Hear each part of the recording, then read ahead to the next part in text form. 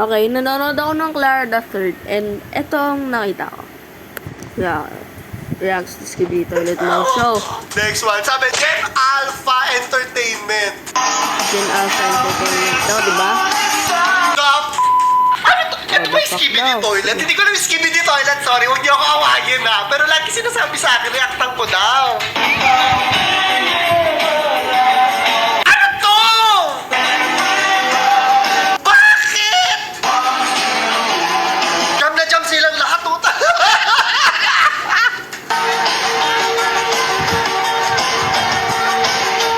CCTV, headphones, TV. Ano to?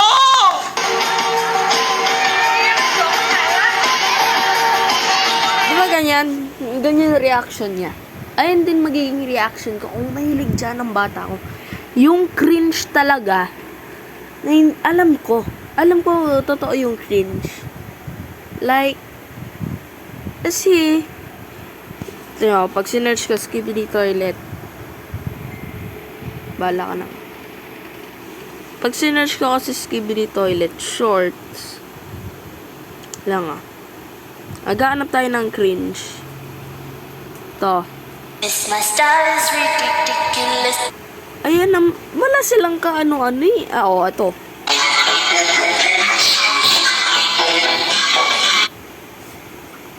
Eh, no, ito. Skibidi toilet, skibidi toilet.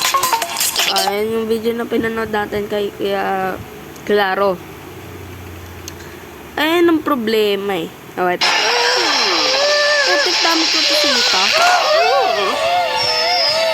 Ayan ang problema. Akala ng mga magulang, walang alam sa YouTube, kahit ano. Ayan ang problema eh. That is the problem with the internet. Content farms that our parents do not know that kids watch and brainwash kids. It's not really for kids. No, it's not for kids. It has bad words, sussy things, and action that kids are not supposed to view. I'm 11 years old. I know the content. See, this is the problem. So, hello guys, welcome back in my... This is the problem right here. See that? That's the problem. Thank you. This is my statement. Andre out.